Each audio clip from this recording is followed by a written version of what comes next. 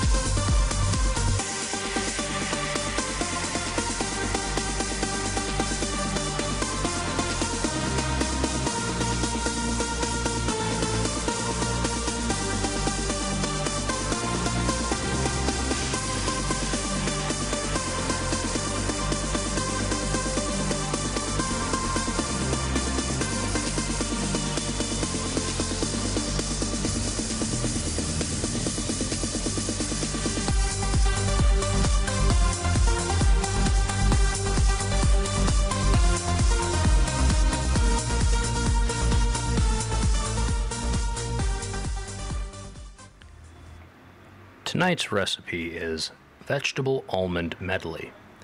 It will take about 1.5 hours to prepare in a 400-degree oven and will produce about 6 servings.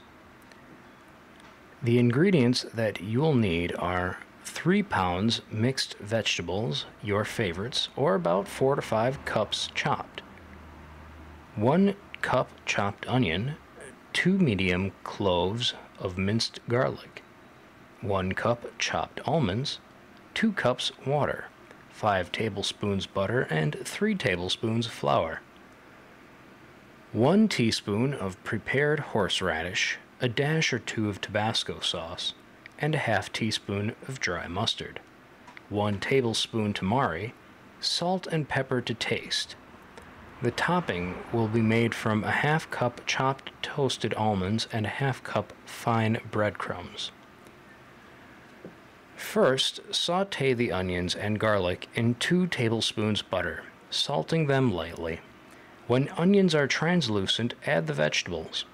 Add the longer cooking vegetables, cabbage, broccoli, cauliflower, carrots, celery, etc. first, and soft veggies like zucchini, peppers, or mushrooms later.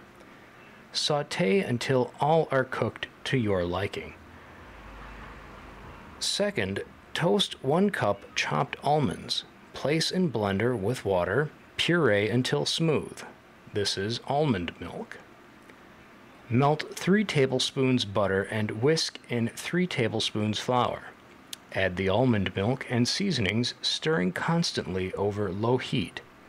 Simmer for 10 minutes or until thickened. Stir occasionally during simmering.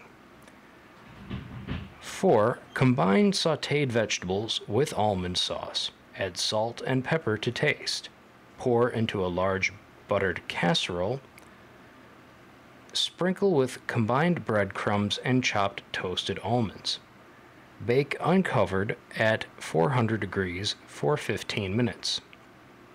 Note, you can use cashews instead or in addition to almonds, but don't use walnuts. They might make it turn purple and taste bitter, unless you happen to have a penchant for bitter purple casseroles. That has been a recipe from the Moosewood Cookbook by Molly Katzen.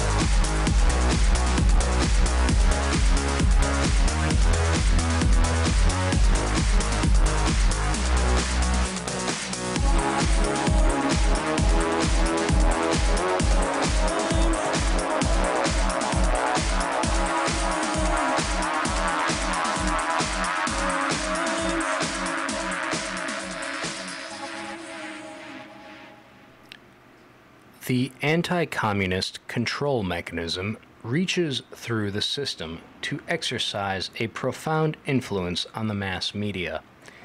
In normal times, as well as in periods of red scares, issues tend to be framed in terms of dichotomized world of communist and anti-communist powers, with gains and losses allocated to contesting sides, and rooting for our side, considered an entirely legitimate news practice.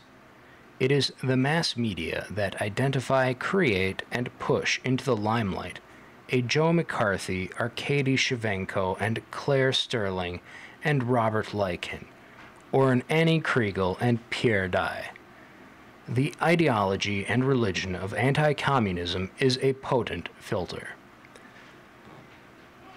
1.6 Dichotomization and Propaganda Campaigns. The five filters narrow the range of news that passes through the gates and even more sharply limit what can become big news. Subject to sustained news campaigns, by definition, news from primary establishment sources meets one major filter requirement and is readily accommodated by the mass media. Messages from and about dissidents and weak, unorganized individuals and groups, domestic and foreign, are at an initial disadvantage in sourcing costs and credibility, and they often do not comport with the ideology or interests of the gatekeepers and other powerful parties that influence the filtering process. Thus, for example, the torture of political prisoners and the attack on trade unions in Turkey will be pressed on the media only by human rights activists and groups that have little potential political leverage.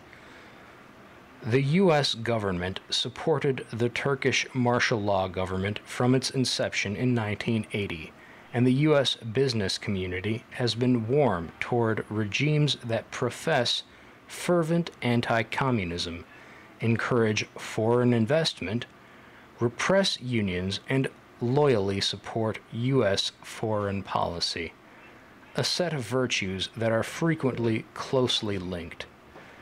Media that chose to go to extra expense to find and check out information sources they would elicit flack from government, business, and organized right-wing flak machines, and they might be looked upon with disfavor by the corporate community, including advertisers, for indulging in such a chaotic interest and crusade.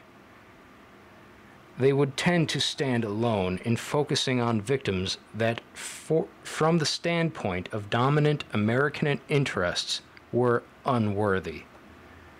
In marked contrast, protests over political prisoners and the violation of the rights of trade unions in Poland were seen by the Reagan administration and business elites in 1981 as a noble cause, and not coincidentally as an opportunity to score political points. Many media leaders and syndicated columnists felt the same way.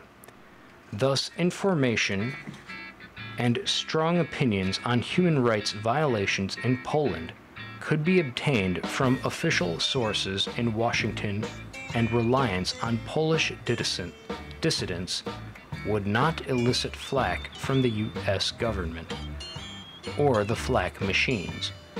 These victims would be generally acknowledged by the managers of the filters to be worthy.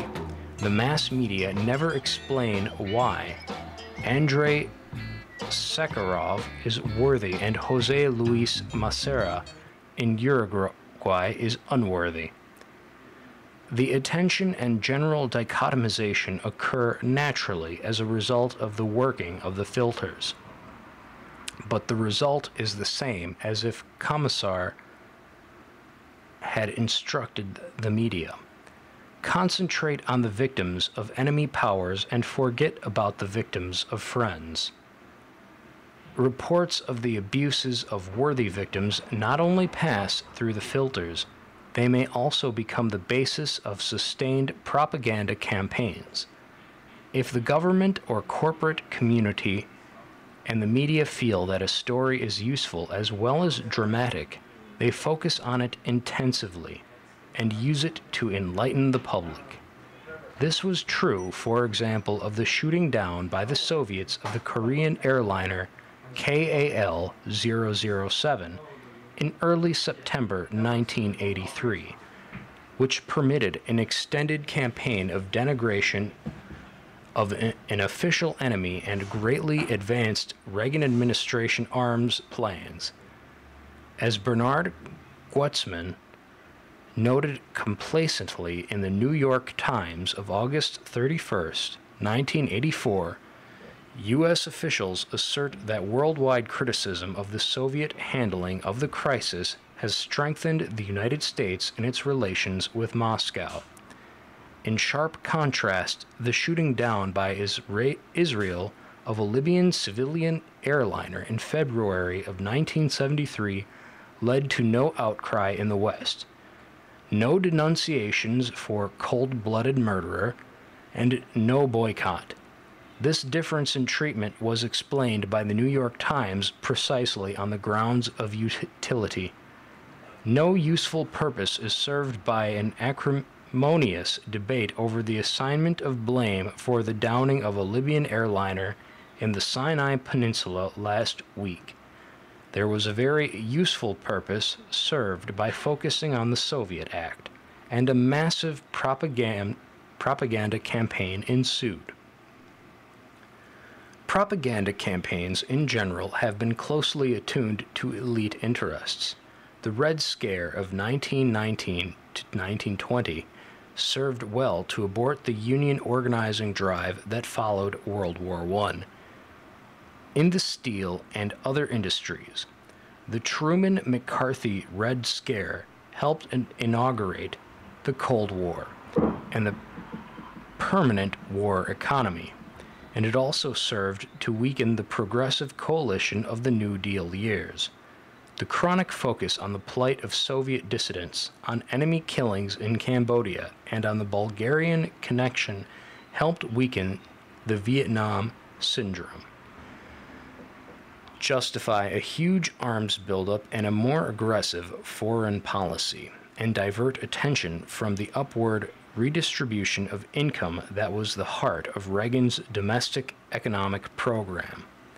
The recent propaganda disinformation attacks on Nicaragua have been needed to avert eyes from the savagery of the war in El Salvador and to justify the escalating U.S. investment in counter-revolution in Central America. Conversely, propaganda campaigns will not be mobilized where victimization, even though massive, sustained, and dramatic, fails to meet the test of utility to elite interests. Thus, while the focus on Cambodia in the Pol Pot era and thereafter was exceedingly serviceable, as Cambodia had fallen to the communists and useful lessons could be drawn by attention to their victims, the numerous victims of the U.S. bombing before the communist takeover were scrupulously ignored by the U.S. elite press. After Pol Pot's ouster by the Vietnamese, the United States quietly shifted support to this worse-than-Hitler villain, with little notice in the press, which adjusted once again to the national political agenda. Attention to the Indonesian massacres of 1965 to 66, or the victims of the Indonesian invasion of East Timor from 1975 onward, would also be distinctly unhelpful as bases of media campaigns, because Indonesia is a U.S. ally and client that maintains an open door to Western investment, and because in the case of East Timor, the United States bears major responsibility for the slaughter. The same is true of the victims of state terror in Chile and Guatemala. U.S. clients whose bases, institutional structures, including the state terror system, were put in place and maintained by or with crucial assistance from U.S. power, and who remain U.S. client states. Propaganda campaigns on behalf of these victims would conflict with government, business, military interests, and in our model would not be able to pass through the filtering system. Propaganda campaigns may be instituted either by the government or by one or more of the top media firms. The campaigns to discredit the government of Nicaragua, to support the Salvadoran elections as an exercise in legitimizing democracy, and to use the Soviet shooting down of the Korean airliner KAL-007 as a means of mobilizing public support for the arms buildup were instituted and propelled by the government. The campaigns to publicize the crimes of Pol Pot and the alleged KGB plot to assassinate the Pope were initiated by the Reader's Digest, with strong follow-up support from NBC TV and New York Times, and other major media corporations. Some propaganda campaigns are jointly initiated by government and media. All of them require the collaboration of the mass media. The secret of the unidirectionality of the politics of media propaganda campaigns is the multiple filter system discussed above.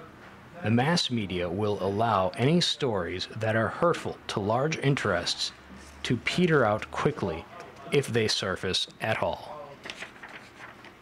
For stories that are useful, the process will get underway with a series of government leaks, press conferences, white papers, etc., or with one or more of the mass media starting the ball rolling with such articles as Baron and Paul's Murder of a Gentle Land, Cambodia, or Claire Sterling's The Plot to Kill the Pope, both in Reader's Digest.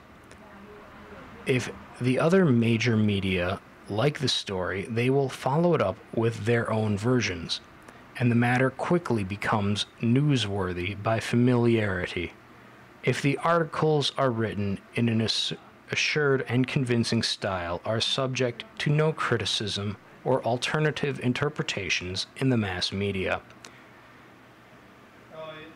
and command support by authority figures, the propaganda themes quickly become established as true, even without real evidence.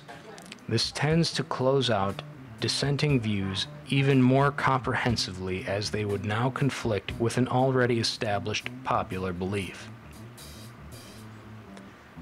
This, in turn, opens up further opportunities for still more inflated claims, as these can be made without fear of serious repercussions.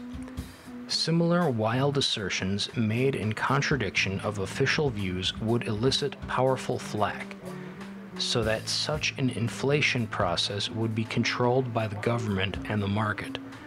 No such protection exists with system-supportive claims. There, flack will tend to press the media to greater hysteria in the face of enemy evil. The media not only suspend critical judgment and investigative zeal, they compete to find ways of putting the newly established truth in a supportive light. Themes and facts, even careful and well-documented analyses that are incompatible with the now institutionalized theme, are suppressed or ignored. If the theme collapses of its own burden of fabrications, the mass media will quietly fold their tents and move on to another topic. Using a propaganda model, we would not only anticipate definitions of worth based on utility and dichotomous attention based on the same criterion, we would also expect the news stories about worthy and unworthy victims, or enemy and friendly states, to differ in quality.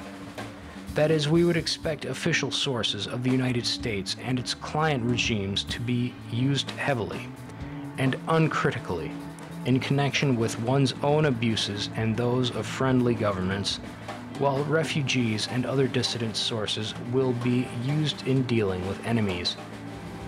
We would anticipate the uncritical acceptance of certain premises in dealing with self and friends, such as that one's own state and leaders seek peace and democracy, oppose terrorism, and tell the truth. Premises which will not be applied in treating enemy states.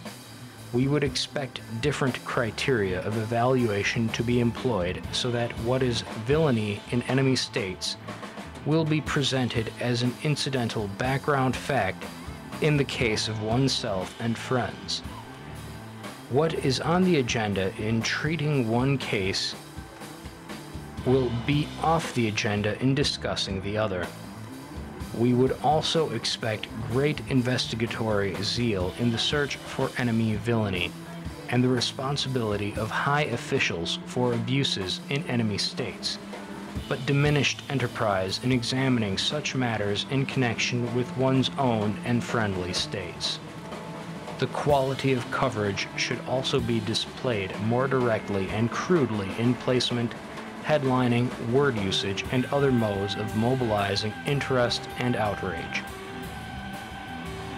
In the opinion columns, we would anticipate sharp restraints on the range of opinion allowed expression.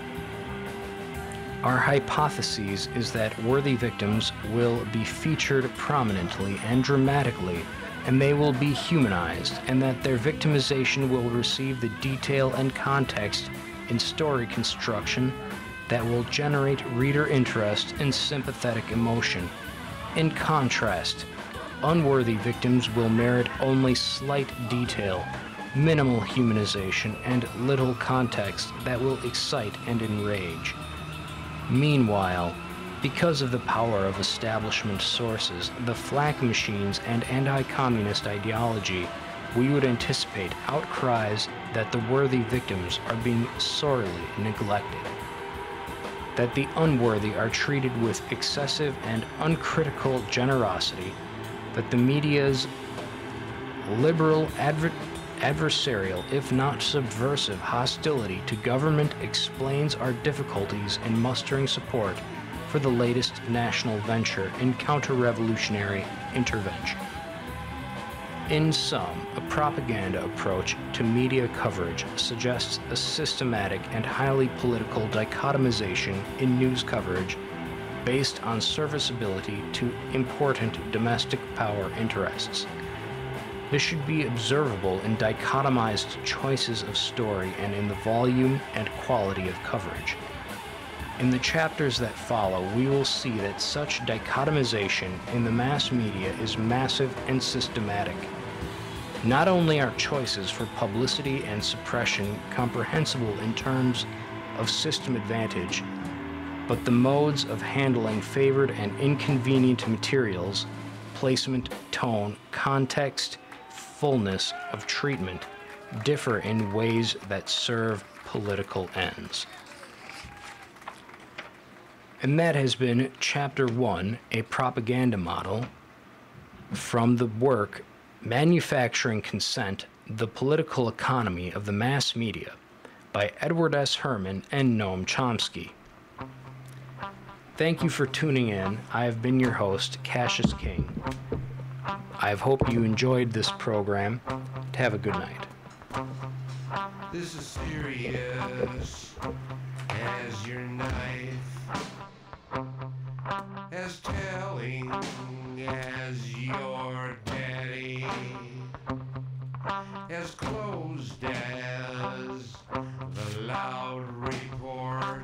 Lucifer, son of the morning, I'm gonna chase you out of earth.